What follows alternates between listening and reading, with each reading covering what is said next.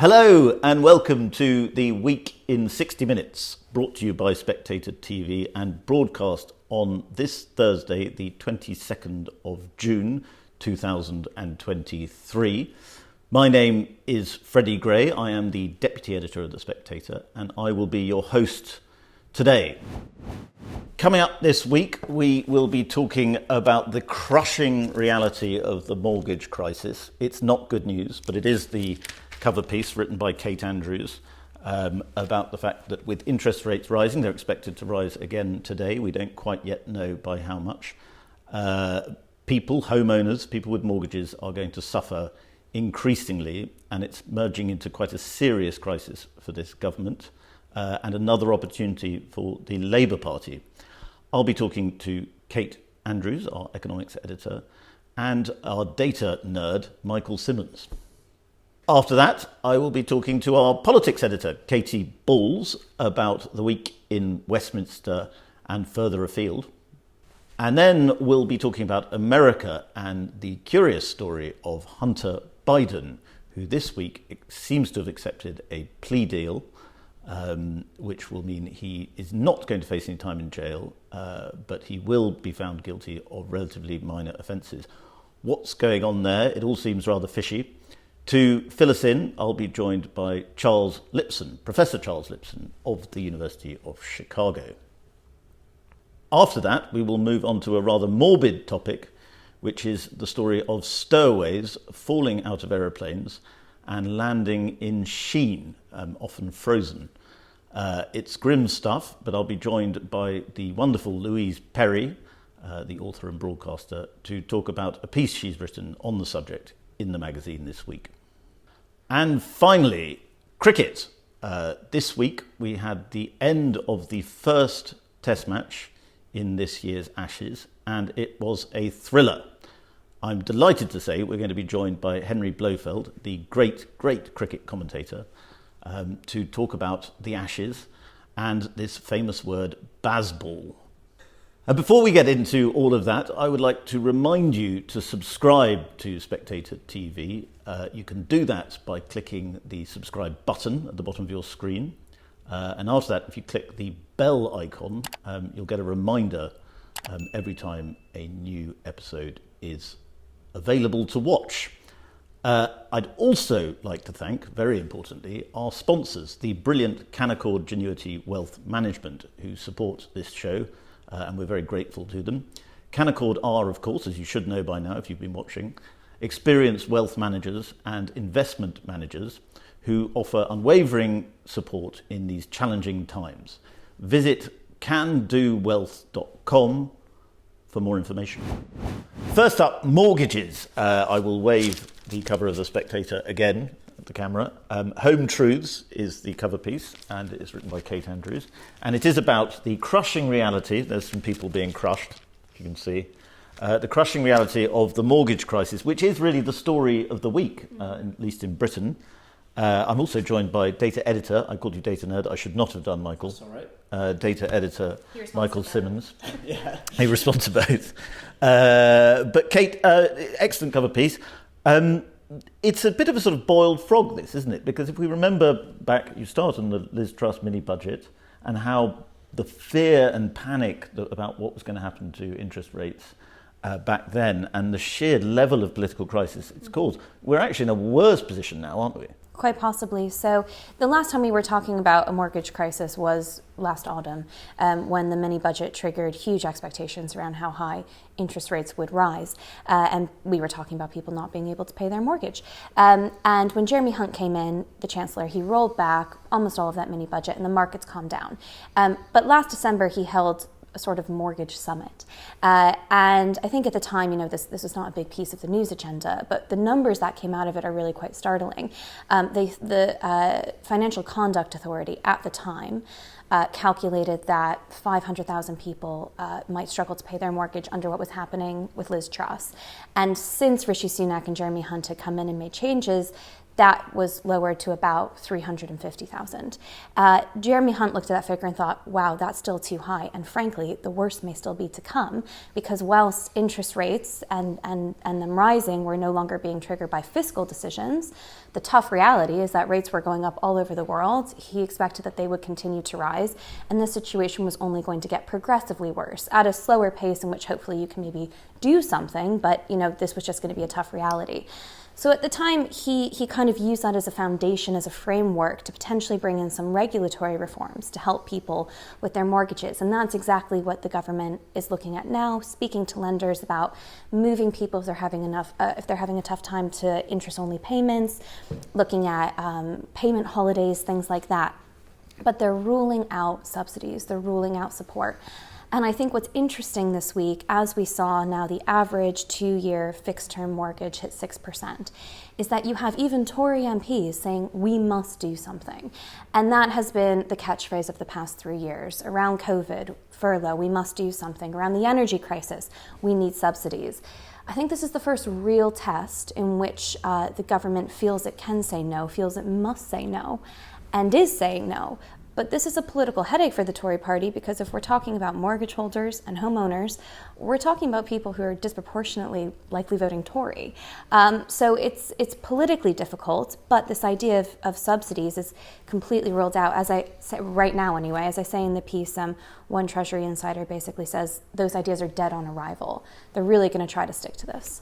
Well, Labour, it's all over the papers today, are pushing their sort of mortgage crisis solutions, but they seem quite similar to the government's, don't they? I haven't seen anything different. It's just being said with a bit more oomph. Yeah. And I suppose from a political perspective, if you're in opposition, that's exactly what you would do. You say the government isn't doing enough. You would repeat a lot of their talking lines, but make it sound different. And you wouldn't commit yourself to anything, because what can Labour commit itself to? I mean, gosh, if they actually started to say, like, we'll step in, you'd be questioning central bank independence on interest rates. You would be talking about subsidies for mortgage holders. It would be, I think, catastrophic politically for them to actually try to come up with solutions. The tough reality here is that there aren't that many solutions. This is the market reaction to the huge amount of money printing that happened world over. We have to tackle inflation. Interest rates were held at an ultra low level for decades. They are now rising, as I note in the piece, to historically normal rates. These are not especially high interest rates, but people aren't used to it. It is really painful. We can have a lot of empathy for that. But at the same time, this is a real test of politicians to say, look, this isn't a war. This isn't a pandemic. This is a market reaction, a tough one. And we can't really intervene all that much. But it may be not very good economics, but there's a strong political will, and there may be a good case that the banks can actually take a bit of pain here, given that the government has helped the banking sector quite a lot in recent years. Well, that's what I think the government this week is speaking to lenders about. They've been using quite tough language about how lenders have a responsibility to those who have taken out mortgages to help them as much as possible. But the housing market overall is so distorted in this country.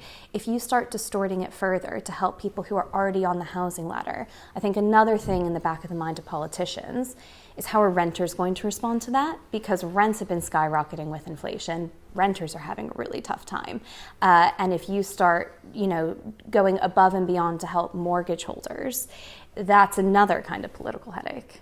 Michael, I'm quite struck that this crisis hasn't already got that bad, because I'd have thought already a lot of people would be defaulting. Is there evidence that people are defaulting in large numbers yet? So defaults are definitely up. We've actually seen quarter on quarter there's a 50% rise in actual repossessions, but the numbers are still quite small, and that's because of the way the mortgage market is kind of structured in the UK. A lot of people are coming up to the end of their 2-year fix, or they're maybe on a 5-year fix, and they've not come up to that renegotiation, re-deal stage yet. But there was one estimate that by the end of this year, there's going to be another 1.3 million people who are going to have to renegotiate. So the problem is going to get worse, but it's because people are still on these deals that we haven't seen it yet. But it's definitely coming down the line. And because a lot of the newer mortgages are on the 2-year fixes, it's kind of affecting younger people more as well, first-time buyers more. So the problem is stored up in the system, and unless rates go down quickly, which no one expects them to, then the problem, is still coming at us. Quite a common and fair complaint among consumers and mortgage holders and savers is that, yes, mortgage rates are going up, but interest rates have not been going up for savers. Yeah. Banks are not offering competitive.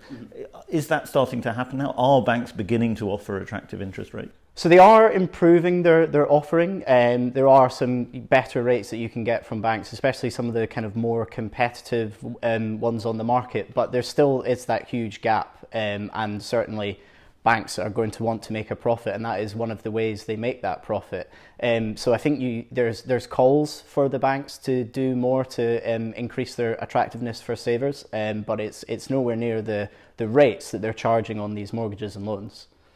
Okay, it's always attractive, or to gloomsters like myself, it's always attractive to think that this is going to be a sort of financial apocalypse.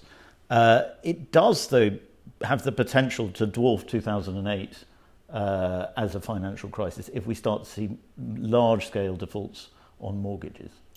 Potentially, but if watchers want to go over to our podcast after they finish Spectator TV on The Edition, Liam Halligan, who writes for The Telegraph and covers economics on GB News, makes a quite strong case as to why we're not in financial crash territory, that the banks are in a much, much better situation than they were over a decade ago now.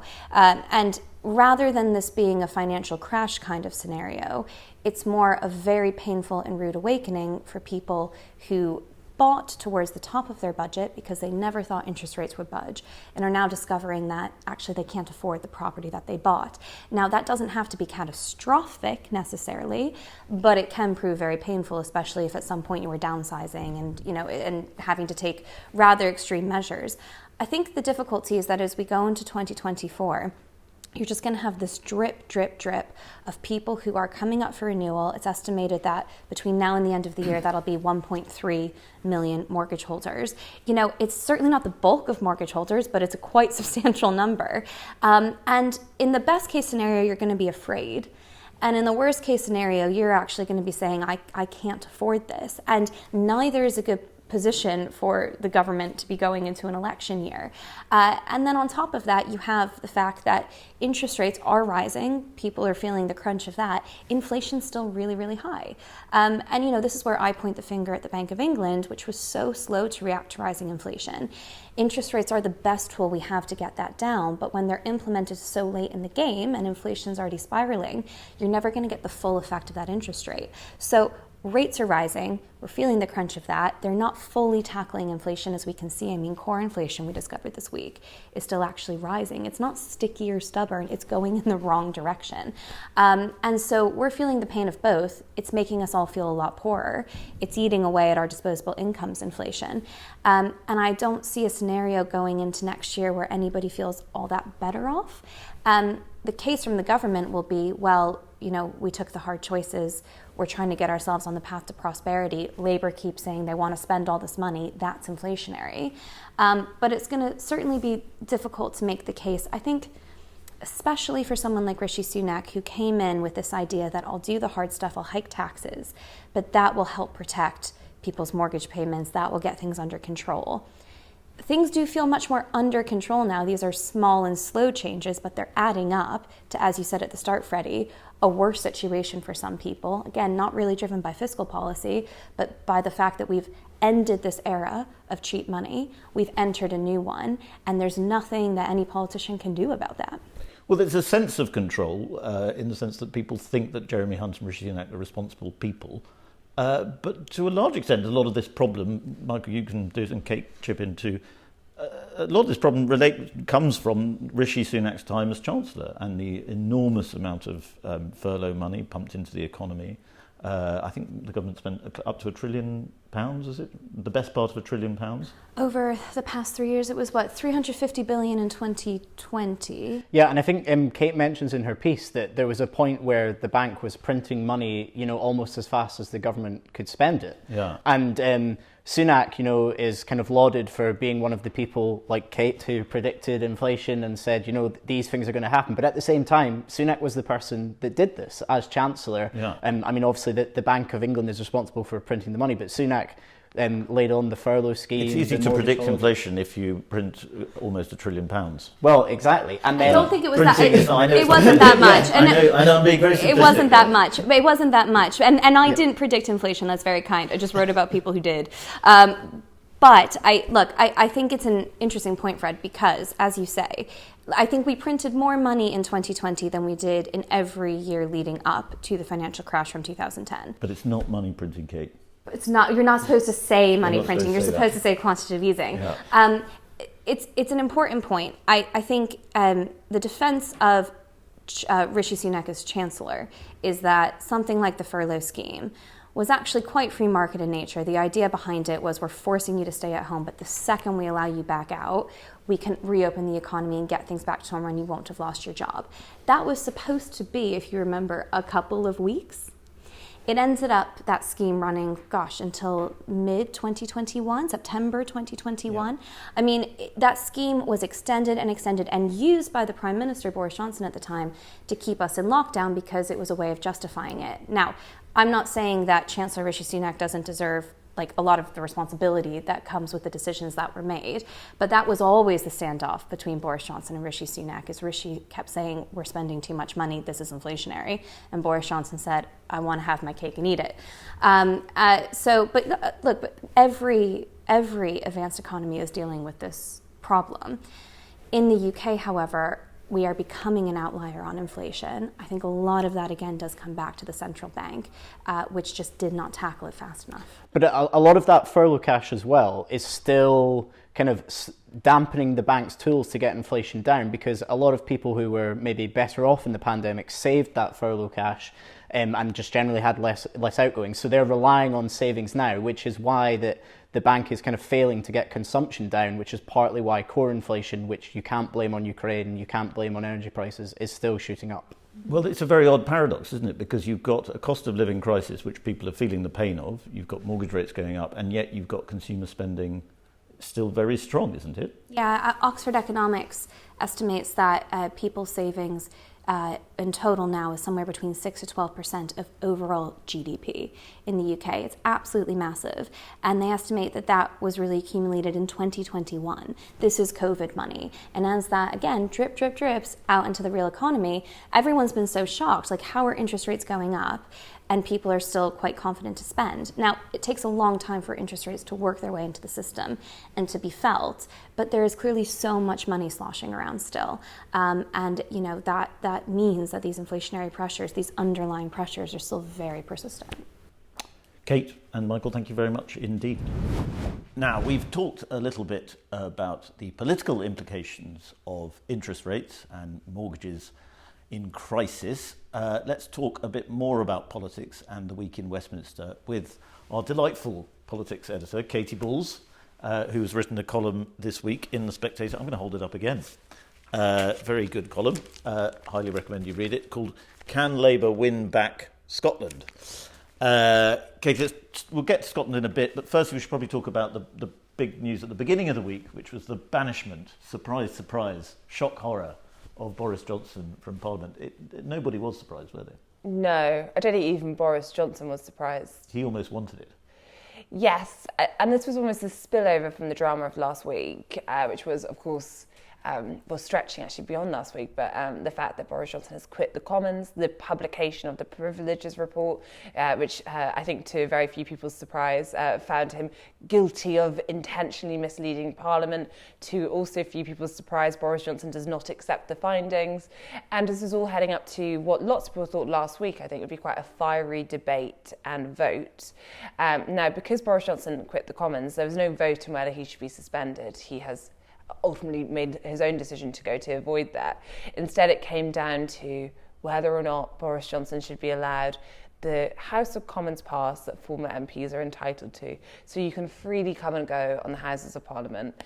And the committee said if we can't suspend him, we want to ban him from this. Now, I think technically Boris Johnson can still enter Parliament if he just finds someone else with a lobby pass, Parliament pass, perhaps a colleague, and goes a visitor, but he cannot, of his own accord, stride around. Now, this was the punishment that MPs voted on. It unanimously passed. Only 6 Tory MPs voted against the Privileges Committee and this punishment. Now, that's clearly a very small number. I think Boris Johnson clearly knew which way the wind was blowing.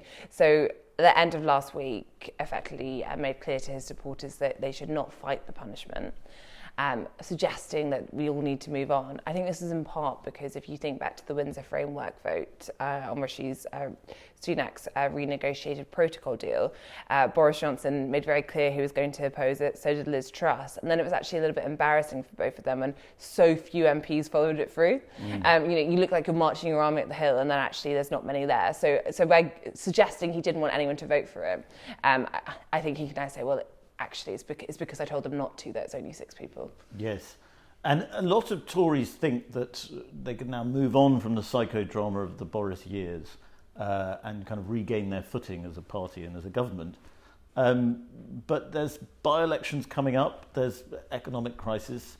It's not a pretty picture for the Tories at the moment, particularly these by-elections. Yeah, I think the issue is lots of people do think they can move on, but what are they moving to? Because as you point to, Freddie, it doesn't look particularly positive, the next chapter for the Tory party.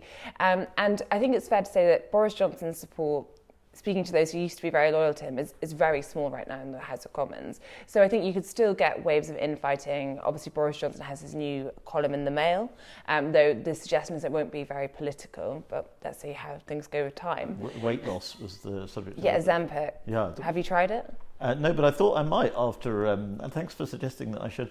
I thought I might after reading the column. I don't think you'd fit in the category, to be fair, to being eligible. But yes, I think that therefore it's still the case that Boris Johnson and his remaining supporters can cause Rishi Sunak some problems. But as you point to, the bigger problem is the by-elections that Boris Johnson gave as a leaving gift to Rishi Sunak and his constituency in Nigel Adams and in Nadine Dorries, should she ever actually officially resign. She's still technically an MP, yes. Notably wasn't in the vote on Monday, despite all her defending of Boris Johnson, but has not moved in a way where they can actually call the by-election yet. And you also have another MP, David Warburton, this week, who was quit. He'd already been suspended by the party, but therefore it's another by-election. So we have at least 3 by-elections on the 20th of July, and it means that people can say all they like about how Boris Johnson is no more, and I think a comeback, at least in the near future, is very unlikely. But these by-elections will still, I think, hurt Rishi Sunak in terms of just confirming the political weather's pretty bad for the Tories. I think at this point, if they manage to hold at least one, actually people would be very surprised and perhaps say, Rishi Sunak's got more to give, but it's just another problem for Rishi Sunak. But as you say in the column, there's perhaps I think looks like the Tories are going to lose those by-elections. There's a more interesting, perhaps, by-election coming up in Scotland, which might tell us a little bit more about how this election, the next election, will play out. Exactly, because right now you have 3 to 4 by-elections the Tories will be defending, which I think it's quite pricey and they'll probably lose all of those. I think at a general election, the Tories think they would win at least 2 of those back, even on current, so Mid-Bedfordshire, pretty safe Tory seat. In a by-election, you get much more of an anti-Tory vote, and potentially also Selby. Now, you have so therefore I think that the by-elections will just confirm what we already know about current anti-Tory feeling. There's a more interesting, in my view, by-election which could be happening, which involves Margaret Ferrier, who is an SNP MP. She was suspended by the party for travelling when she had COVID. It was around the time. She has since been suspended from the Commons, and because the punishment was over 10 sitting days, it means that there's now a recall petition, and if you have enough names sign up, so it's 10% of the constituency, a by-election will follow. Now, the Tories technically don't really have any skin in the game here. It would be Scottish Labour trying to win back the seat from the SNP. But if Scottish Labour can overturn it, I think it will just give us a real sense of whether this Scottish Labour comeback we keep hearing about is as strong as people say. There was an interesting panel-based survey recently which suggested that actually the misfortune of the SNP in terms of Nicola Sturgeon arrest, also I think many policy issues, means that you're now in a situation whereby Scottish Labour are projected to be the largest party in Scotland by the time of the next election. Now, that would be very significant because when you think about all of Labour's problems, the collapse of support in Scotland in 2015 is one of the reasons they have found it so hard to recover. And you speak to ministers talking about the Scottish Labour recovery, and they will say Keir Starmer is the luckiest politician around, because if there is a Scottish Labour recovery, it makes it much easier for Keir Starmer to get a majority. And in the leader's office, I think it's seen as effectively the difference between a hung parliament and a majority. And if Keir Starmer is the luckiest politician, it might be that Rishi Sunak is being pretty unlucky because this is just another thing that's falling against him. Yes, exactly. And, speaking to Southern government this week, and it's almost become a bit of a joke now, this narrow path to Tory victory. Because, we heard it was very narrow at the start of the year. And I was speaking to one thing and say, it's getting narrower and narrower. And you're starting to imagine this path with perhaps, locusts coming at those walking on it, there's fire at the end. And I think it's just adding to this sense, which is what is the event that could change the mood music and the standing of the Tory party ahead of the next election. The biggest issue, I think, is, of course, the economy, as you're talking about elsewhere in the show, but it's looking hard for Rishi Sunak. Nothing is impossible in politics. It's very, very, very narrow. Katy Forbes, who had some admirers in the Spectator office, if she had won the leadership, which she very nearly did, do you think the Tories would be in a better position because Labour would be more threatened? Would she be a better leader than Hamza Yousaf? Yeah, I think it's funny in the sense the Tories were delighted when Nicola Sturgeon resigned and saw the SNP as a big threat to them. But they almost want the SNP to do badly, but not so badly that Labour do incredibly well. And therefore, I think that if you did have Kate Forbes, that could have helped in the sense that she is someone who I think would be probably more likely to stand up to the SNP party machine, take action. Hamza Yousaf is ultimately very loyal to Nicola Sturgeon still. But then there's also the case, I think if Kate Forbes were the leader of the SNP, Labour would be attacking her for her faith, for her views on various social issues and trying to get some of the more left-wing SNP voters as a result. Katy, thank you very much indeed. Now let's turn our attention to America and the news that Hunter Biden, the president's troublesome son, has accepted, or at least he and his legal team have accepted, a plea bargain that will mean he is charged on 2 counts of a federal tax offence and one on a gun misdemeanour. These are relatively light charges, say a lot of Republicans, compared to what he could be charged with. I'm joined now by Charles Lipson, who is a professor of political science at the University of Chicago and a much-loved Spectator contributor. Charles, can we start with the legal side of this? What does this mean for Hunter Biden? Well, it means he escapes with a slap on the wrist. The charges that they seem to have agreed to are light ones, and it's not clear. It's clear that he will not serve any jail time. He'll be on probation if the judge accepts the plea deal. The final decision is always up to the judge, and we don't know who the judge is, but it's likely that this will be accepted, although there's a possibility there could be a short jail time. It's also worth noting that Hunter's parents have backed him, and that President Biden has said that he did not interfere in any way, which is not quite true, because he made public statements that he not only supported his son, which any decent parent would do, but that his son had done no wrong, and therefore, as the head of the executive branch and all of the judicial functions, the prosecutorial functions within it, he was sending a clear message. Whether that had any effect, we don't know, but it is not true that he did nothing. It's also worth noting that the real issue is not whether, given these charges, he should serve time in jail. It would be perfectly appropriate for a first-time offender with these relatively light charges to not spend time in jail, although it would also be appropriate if he did spend some time in jail.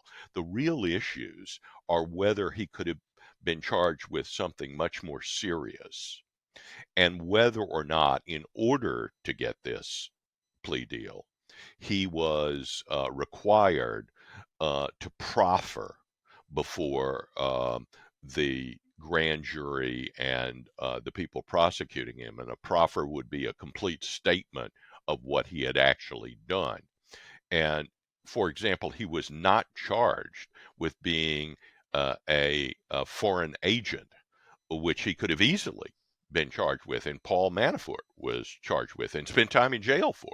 So, and that was the basic grift, the scam that they were running. It wasn't really a scam. They were trading off of his name with foreign entities to get leverage within the United States government. Whether that's a crime or not, it depends on a lot of things, but it's pretty clear he was acting as foreign agent, and they didn't charge him with that. And it's not clear he proffered anything. He told the grand jury or told the prosecutors anything.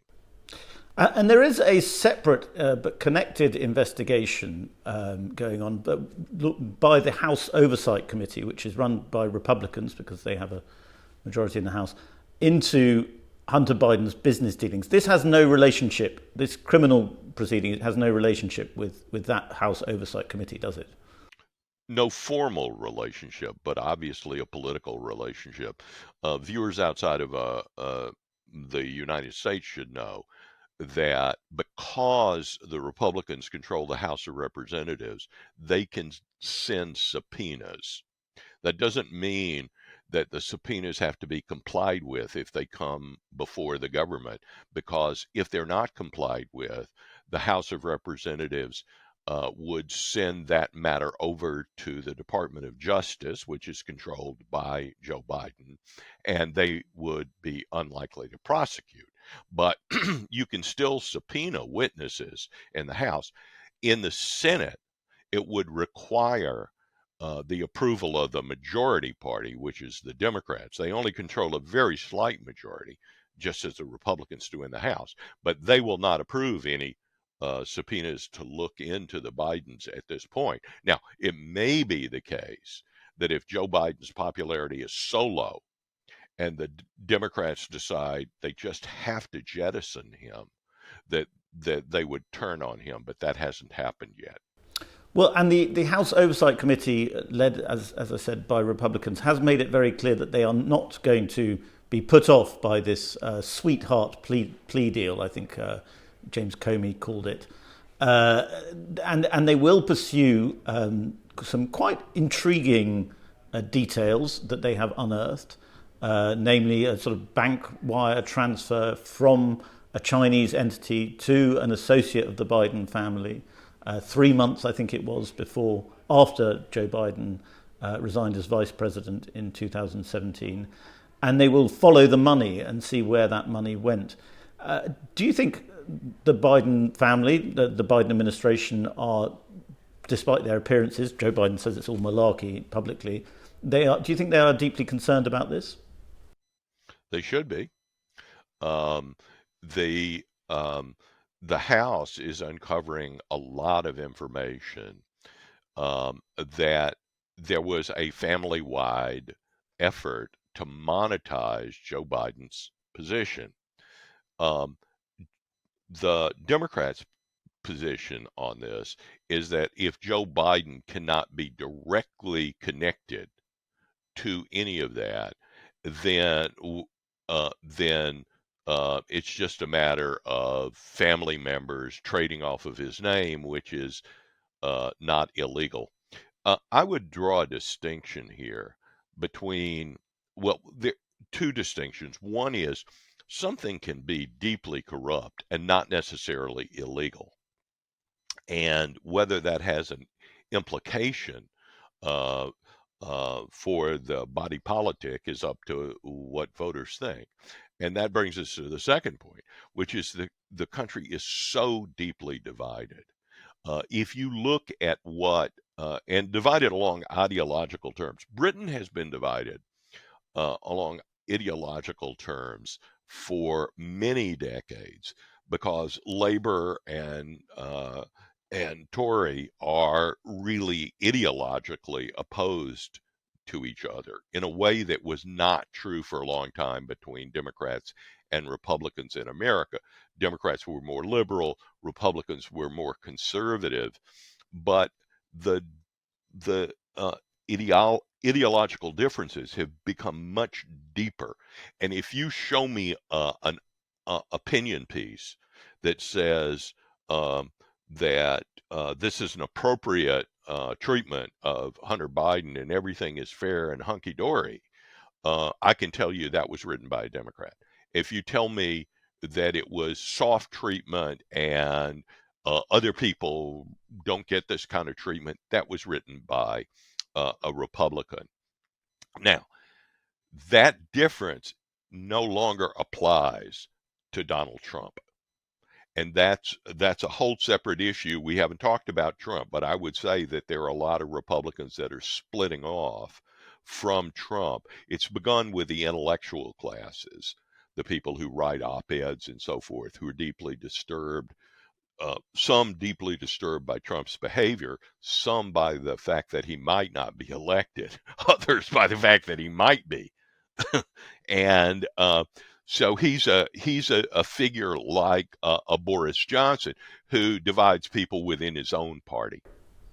Well, a lot of Trump people and Trump himself are crying foul. They're talking about double standards, as I suppose you'd imagine they would. And of course, there is a difference between Hunter Biden, who is President's son, and Donald Trump, who is seeking re-election. He's seeking the Oval Office again.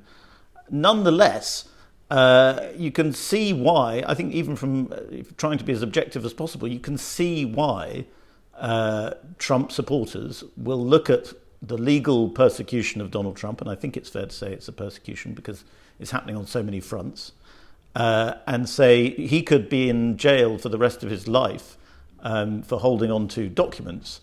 And yet the president's son has done far more criminal things, it seems, and is going to get away without any jail time.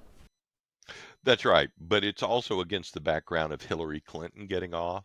All of the top people in the FBI under James Comey, the name Comer, who is the head of the oversight committee, is so easy to mix up. But James Comey was the head of the FBI, and he was not punished. His top aides were not punished. It's very clear that they misled the Pfizer courts, which are the courts that give these secret warrants. They investigated Trump for a Russian collusion that not only was a hoax, but that they should have known was a hoax. They began investigations, according to the person who investigated all of this, John Durham, who is testifying before Congress now. They began all of this without really an adequate pretext. They clearly went after Trump, and they clearly gave excuses to people like Hillary Clinton. The head of the FBI, Comey, wrote her exoneration before she had been interviewed. She had all of these documents on a home server. Why was she excused? Partly because she was a Democrat, say the Republicans, but also because President Obama had communicated with her on that home server, and he would have been called as a witness. Her legal team undoubtedly threatened at any court proceeding. So she got off. And so for Republicans, it begins to look like all of this is two standards of justice. And for ordinary Americans, it looks like if you're connected in Washington whether you're a Democrat or a Republican, if you're part of the establishment, you get different treatment than if you're an outsider.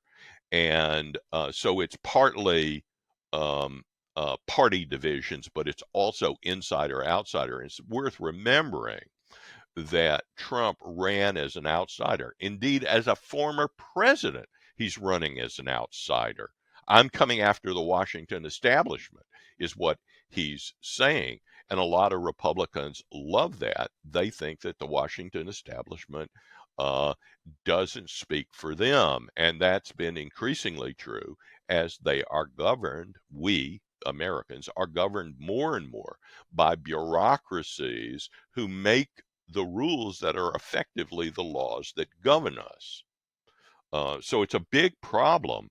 And I would say there's been a general erosion in trust in all governmental institutions, and the Department of Justice is now in the forefront of that. People don't trust the FBI in the way that they used to, and they don't trust the fairness of the Department of Justice. And whenever a court rules a decision, the courts are a separate branch in America, but whenever the courts make a ruling, one of the first things that you see in any publication is who appointed these judges. Was it a Republican or was it a Democrat? Well, that's important information because it can tell you how the decision was rendered, but it's also very corrosive to assist to an idea that we have fair and impartial blind justice. A lot of the Republicans on this House committee or Republicans in the party and Trump supporters are very keen to connect Joe Biden to Hunter Biden's shady business activities. I think it's fair to say there's little hints. There might have been something there, but there's no smoking gun. There's no damning evidence as yet. If no smoking gun or damning evidence emerges, do you think this story really hurts Biden at all? Or does it actually flip for him and it becomes gleeful Republicans gloating about this unfortunate story of an errant son? And Biden emerges looking like a loving father. All his texts to Hunter Biden seem to be very supportive. He repeatedly says, "I love you, son." There's obviously a lot of tragedy in the Biden family. Beau, Hunter's brother, died of brain cancer. Joe Biden lost his wife and child in a car crash when the two boys were small. They were both in that car crash. That tragic story is an important part of Biden's political story. I wonder if it ends up helping him if they can't find any evidence linking him to the dodgy activities of Hunter Biden. Well, it always helps to be seen as a loving father. And the fact that your son has gone through enormous troubles is something many Americans can identify with. Many people all around the world can identify with. But if this goes beyond Hunter and includes other members of the family, for example, his brother James, the grandchildren got payments. We have no indication that any of them provided any services other than opening doors for people. I think that the corruption is a kind of cloud hanging over Biden. There's an irony here. Biden may be one of the weakest candidates that the Democrats can put forward. And the irony is that Trump is probably the weakest candidate the Republicans can put forward. So the attacks by the other party, in a way, may put a stronger candidate into the lead. It's hard to know. Biden's a real problem. Nobody can run against Biden from the inside of the party, that is a governor or something like that. But it's striking that a real outsider with a lot of kooky views, the son of the former Attorney General Robert F. Kennedy and the nephew of President Kennedy, has gotten up into the 30% range, which is not an indication of how much people like Robert F. Kennedy Jr., in my opinion. It's an indication of how much they dislike Joe Biden as the candidate, and yet Biden says he's going to run, and he's running as he did as last time, what's called a basement candidacy. He's not getting out. He's not answering questions because every time he speaks off the cuff, he makes blunders, sometimes quite serious ones. And every time he's seen in public, his increasing frailty becomes a problem. And this is a problem for the Democrats generally because they have two members of the Senate who look to be physically and mentally incapable of performing their jobs. And that gives them the majority. They wouldn't, without those two, they wouldn't have the majority.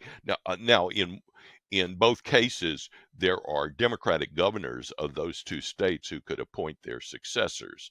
But it's a problem that the Democratic Party's leadership looks increasingly like Andropov and Brezhnev in their final years, where they were sort of held up by other people to do what they're doing.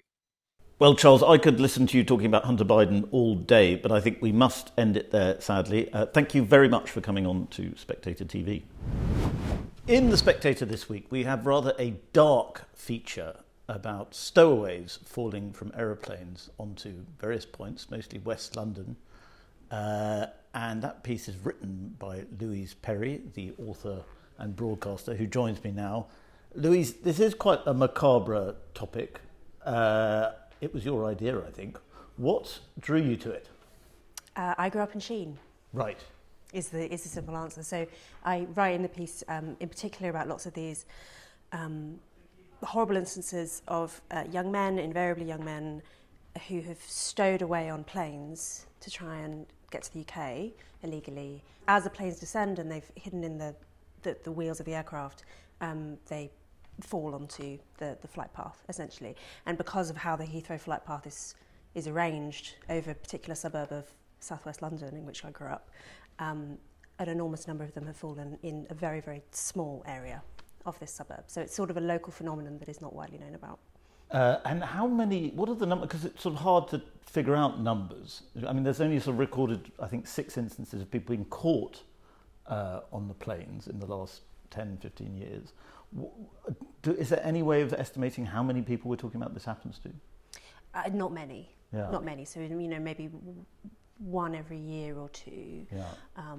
Normally, as I said, in Sheen, but the most recent, I think, was actually in Clapham on the Gatwick flight path. And it's quite a powerful symbol, as you say in the piece, of the problems of globalisation occurring at a local level. Is that why, when these stories are reported, and sometimes it escalates beyond local news into sort of national consciousness, they really grab people? I think people are very struck by humans falling from the sky. It's horrific. It's hard to think of a more sort of vivid representation of the issue of illegal migration, because in some senses it's sort of similar to the small boats phenomenon, in that it's invariably young men, generally from Asia and Africa, attempting this very hazardous journey to get to the UK. Except obviously that the stowing away on planes method is attempted less rarely, because it's invariably fatal. And it also suggests that governments may be able to reduce immigration, but actually that we're quite powerless given the sheer appetite that there is among desperate people in the world to come to Britain. Yes, and I quote in the piece the figures that Gallup periodically collects, asking people all across the world if they could come to the West, would they want to? And an enormous number of people say yes. It's not everyone by any means, but it is an enormous number. And when we have the technology to facilitate that, when we have aeroplanes, and when we have also mass media kind of broadcasting images of the affluence of the West all over the world, sort of why wouldn't people want to come? Sheen basically is paved with gold from the perspective of people in many parts of the world. I don't want to get too into the morbid details of it, but what actually happens in these cases when a body is found splattered all over the pavement? Well, not necessarily splattered, I should say first, because actually more often detail. frozen. Sorry, but they're frozen, Yeah. because of the nature of the altitude. Yeah. So actually, they're normally remarkably well preserved. And what has happened to date is that British state services of various kinds have put a lot of effort into finding out the identities of these young men and returning their bodies to their families if they can. And, you know, there have been full inquests and so on. We've kind of set the whole state apparatus in train to do the right thing by them. But you can't really stop occasional attempts at doing this, because we've got to assume that these young men don't know that this is definitely a lethal Yes.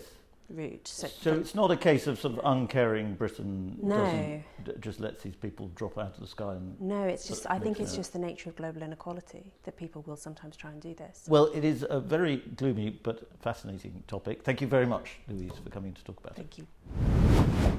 Now, on Tuesday, England lost an absolutely thrilling test match against Australia, the first of this year's Ashes. And it's fair to say that England's team, captained by Ben Stokes, has come under a bit of criticism for its very aggressive, exciting style of cricket, which is known as Bazball. It's a much mocked term, but that's what it's called, Bazball. To discuss this, I'm joined by Henry Blofeld, a legendary, great commentator and journalist. And Henry, I thought I'd start by, before we get into Bazball, because that's been talked about a lot this week, I thought I'd just start by saying it's almost 20 years since the 2005 Ashes, which is extraordinary because it seems to have gone by very quickly. And that series was the most exciting of my lifetime, possibly the most exciting ever. Do you think we might have as exciting a test series this year? Well, I mean, the answer is yes, but really that's an impossible question. It's how long's a piece of string, isn't it, really? Yes. I mean, on the evidence of the first test match, yes, but things don't often don't work out quite as planned. And I mean, it was very, very heady stuff at Edgbaston, wasn't it? And if we're going to get 5 of those, goodness knows what state all of us will be in 6 weeks' time. It would be lovely to think, but quite honestly, let's be realistic. If we get 2 more like that, it's going to be terrific, isn't it? If we were lucky enough to get 5, well, I mean, it's something that's never happened before. I mean, you were talking about exciting series. My most exciting series was Colin Cowdrey's tour of the West Indies in 67, 8, when 4 of the 5 test matches were absolute humdingers. And there was one dull one in Barbados. But, I mean, there we are. We will see what happens. But Stokes' style of play and this England team's style of play does make things more exciting, doesn't it?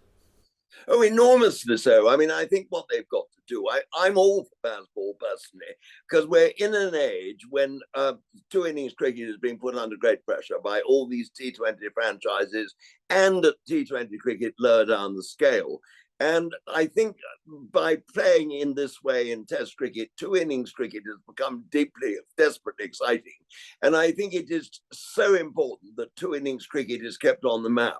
Because if you take it out of the equation, cricket becomes a game perhaps that won't be worth watching in a few years' time, because it'll be all about bottom-handed slogging.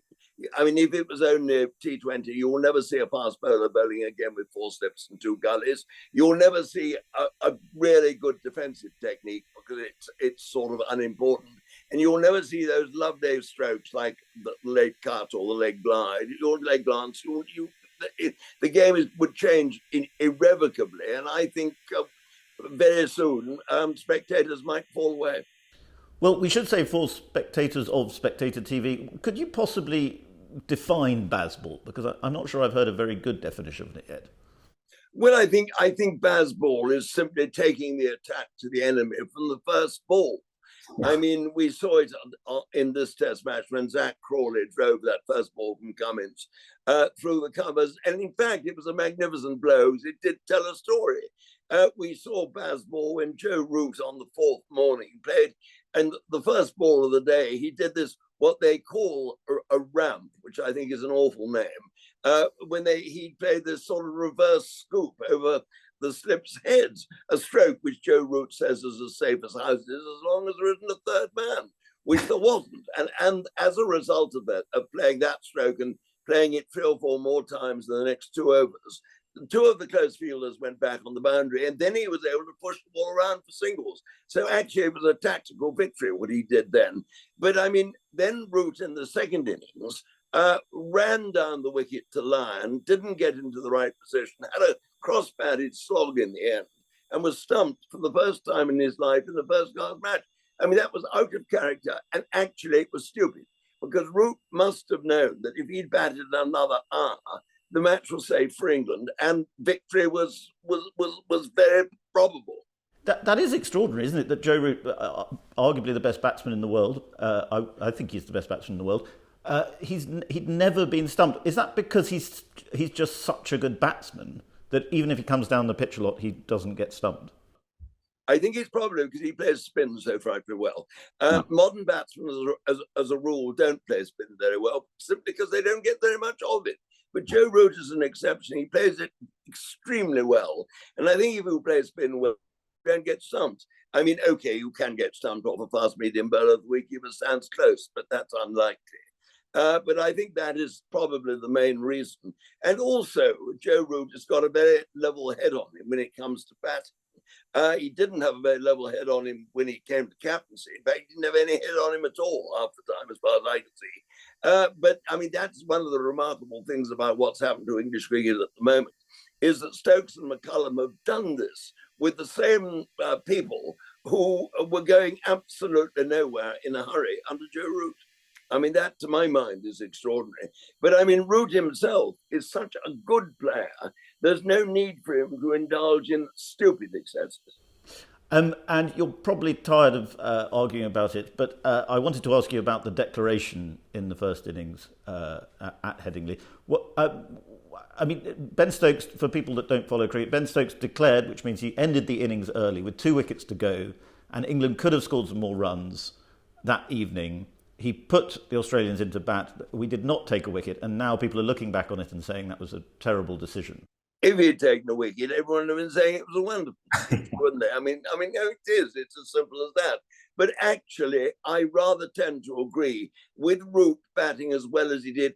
I think, in fact, my own belief is that if there had been 7 or 6 wickets down, he would have batted on. But there were 8 wickets down. There was only Broad and Anderson left.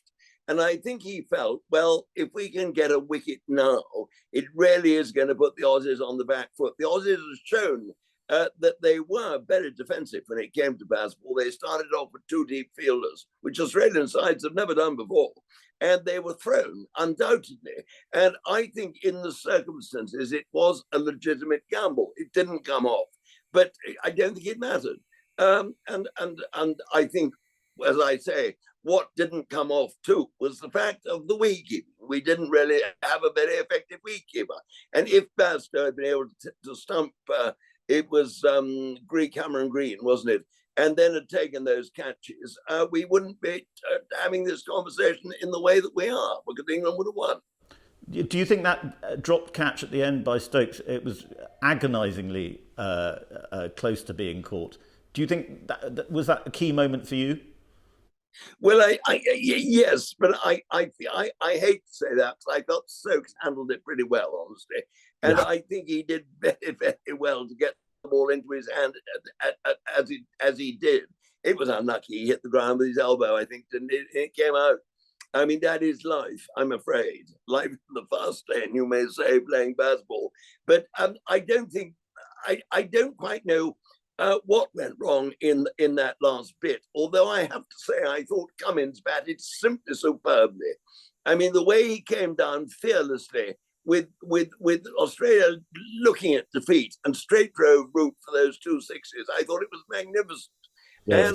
And you can't only look at it from the point of view of England not winning. I think you've got to look at it from the fact that Australia, in the end, got up and won, and their captain did it for them. And so, too, don't leave out Nathan Lyon, a wonderful cricketer, a very doughty opponent, and a wonderful off-spinner. But then he came in and batted, and he played 2 strokes off Anderson. He drove him through mid-off before, and then played him off his legs just wide of mid-on for 4 more. They were wonderful shots. And you've got to hand it to him, batting at number 10. And I think in the end, I felt Australia deserved that victory, honestly. Yes, they're just a brilliant team, aren't they? Cummings is a magnificent cricketer. Well, they are a brilliant team, but they've got gaps. And I think is my overriding impression after the match is that England will get better, because I think they're going to realise that the Bazball has got rough edges, which have got to be sandpapered down. The rough edges that, if you like, that got Joe Root out. I mean, that sort of thing. They've got not to be stupid with Bazball, and I think that's what a lot of the conversation within their enclosed dressing room or enclosed hotel rooms will be about at the moment. I just think it's very nearly perfected, this Bazball. I'm not at all against it. A lot of people I know are. I'm not certain why. As I said earlier, I think the great thing about Bazball is it's a wonderful advertisement for two innings cricket, and that's something that we desperately need, because, as I say, cricket without two innings cricket is not going to be a game ultimately worth watching. And just very quickly and lastly, Henry, you would not let Bairstow be wicketkeeper? No, I wouldn't. They're going to have him for Lords, I gather. I personally would have brought folks in absolutely straight away, because it's going to be tight cricket. Lords is a difficult ground to keep wicket on. I kept wicket there myself, and I'm not trying to pretend I did it in the Test match. I didn't, but the slope at Lords means that if you're keeping wicket at the pavilion end and the ball goes down the offside to a right-hander or the leg side to a left-hander, the wicketkeeper's got to go anything up to 1.5 yards further to his right, because the ball goes on down the slope. And Bairstow doesn't move anywhere. I mean, you saw how leaden-footed he was when Khawaja snicked his second ball in the second innings, and he went for 4 between Root and Bairstow. Not a catch for Root, because the first slip stands further back from the keeper, and the wicketkeeper had to go for it, and folks would have caught that, I'm sure.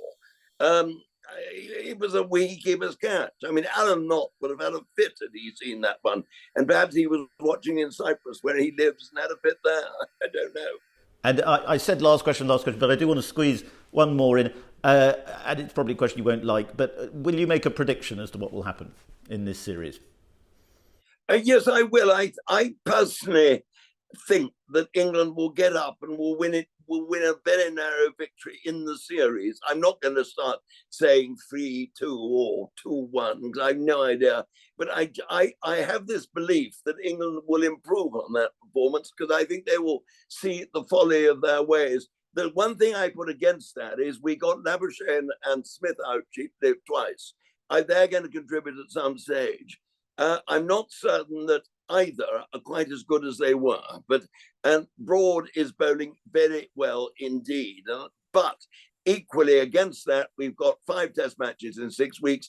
Is he going to be able to stand the pace? Will he need a rest? Who knows? There are an awful lot of ifs and ands, aren't there? But my own feeling is that England will win a very narrow victory in this series. Well, the ifs and ands make it thrilling. Henry, thank you so much for coming on Spectator TV. It's a great honour to have you on, and I should say you are much missed, as your commentary on Test Match Special is much missed by everybody I know, certainly. Well, I think lots of people, if their Boots case were dropped on their heads as babies. I mean, I miss it. I miss it very, very much too. But anyway, I'm much too old to do it now. That's it for this week. Thank you very much for watching. A reminder to subscribe to this programme if you don't already. You do that by clicking the button at the bottom of your screen, and then click the bell icon to make sure you never, ever miss an episode. And I should give a final thank you to our brilliant sponsors, Canaccord Genuity Wealth Management. Canaccord will provide you with the expertise you need to help you build your wealth with confidence. Visit candowealth.com for more information. Okay, that's all, folks. Thanks very much for watching.